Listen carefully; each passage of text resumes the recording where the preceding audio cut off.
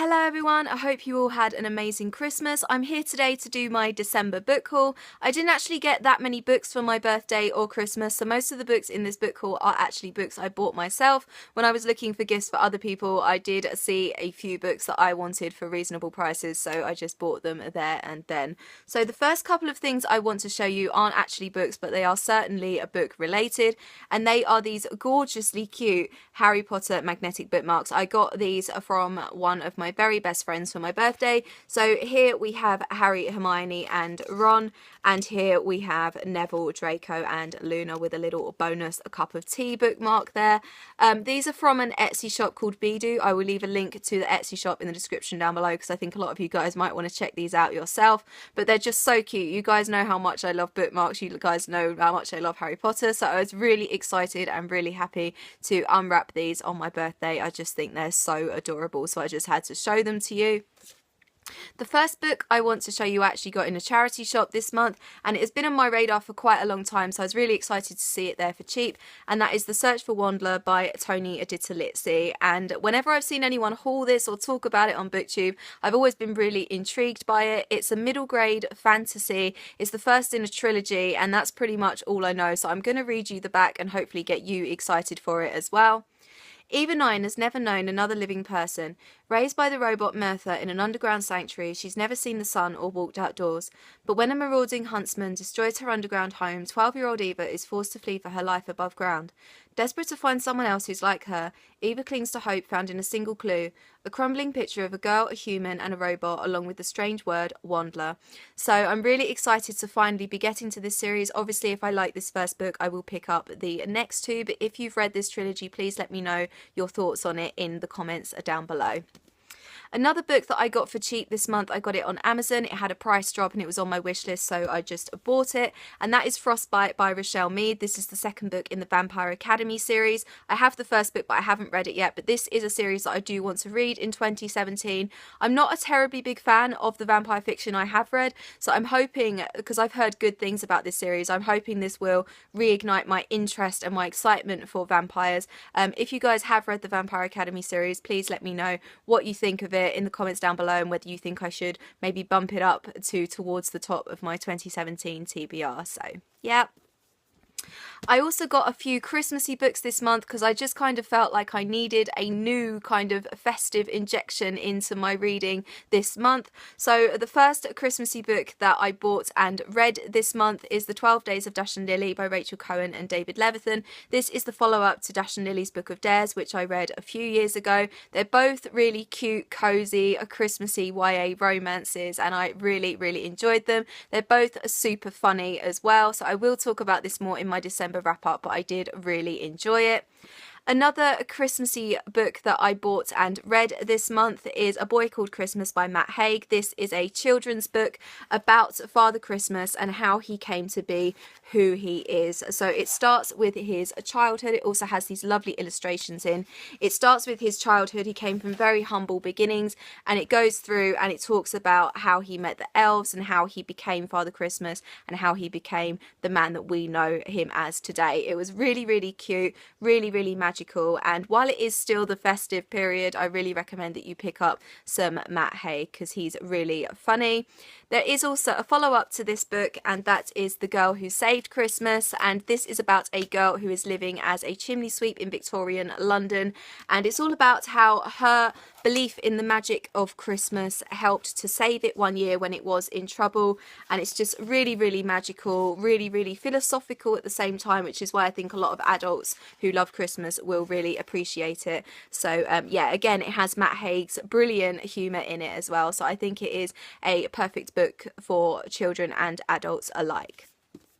Another Christmassy book that I bought and read this month is The Christmasaurus by Tom Fletcher. Tom Fletcher is the lead singer of McFly, and he's in McBusted as well. And I was so happy with this book. I will talk about it more in my December wrap up, but I loved it so much.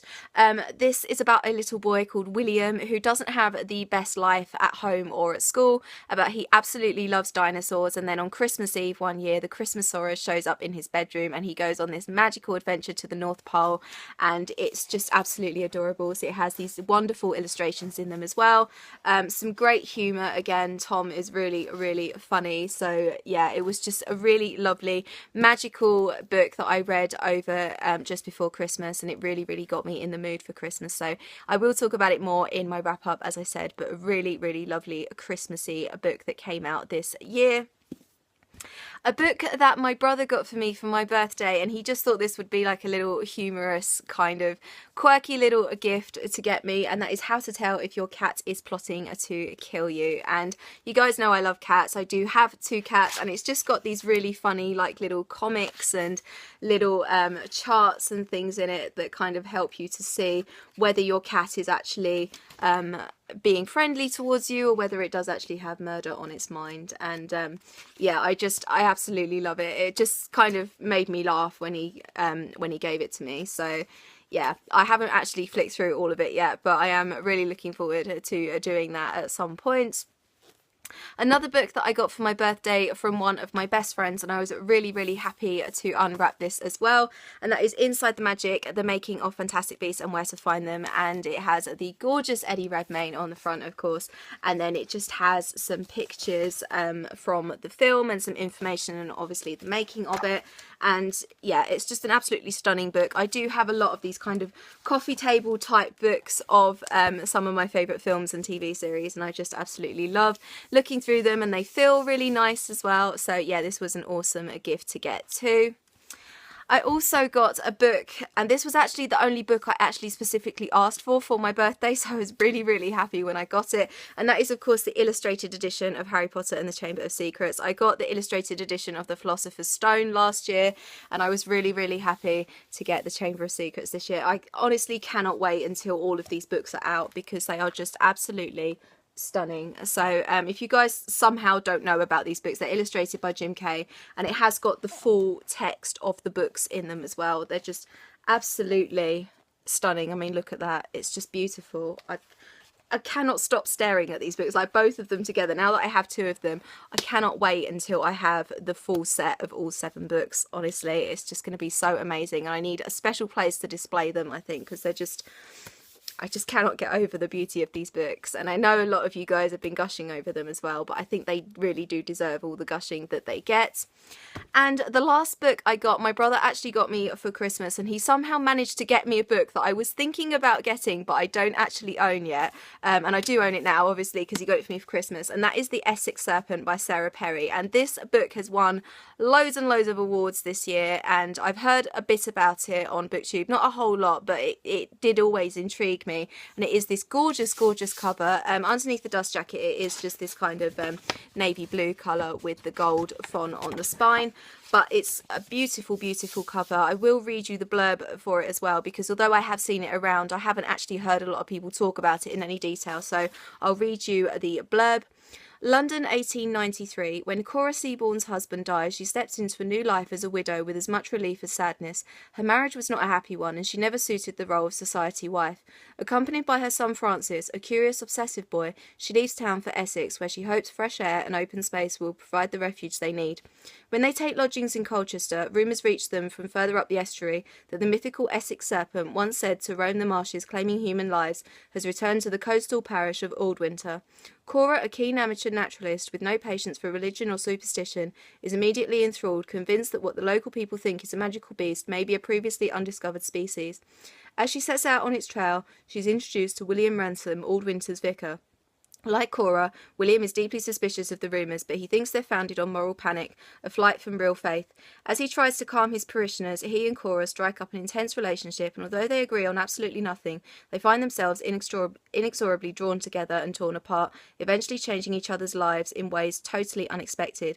Told with exquisite grace and intelligence, this novel is most of all a celebration of love and the many different guises it can take. So it sounds really intriguing. Obviously there's a fantasy element in this as well.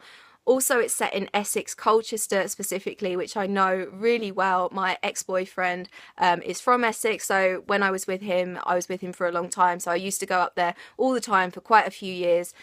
So yeah, I'm really, really excited to get into this book. I have heard some amazing things about it. It is an award-winning book, so there's that attached to it as well. So yeah, really, really excited to be getting to this, hopefully early next year. And that is it for my December book haul. What books did you get for Christmas? I would love to know. Please let me know in the comments down below. I hope you had an amazing Christmas, and I hope you continue to have an amazing week and New Year. And I'll see you very soon for another video. Bye bye.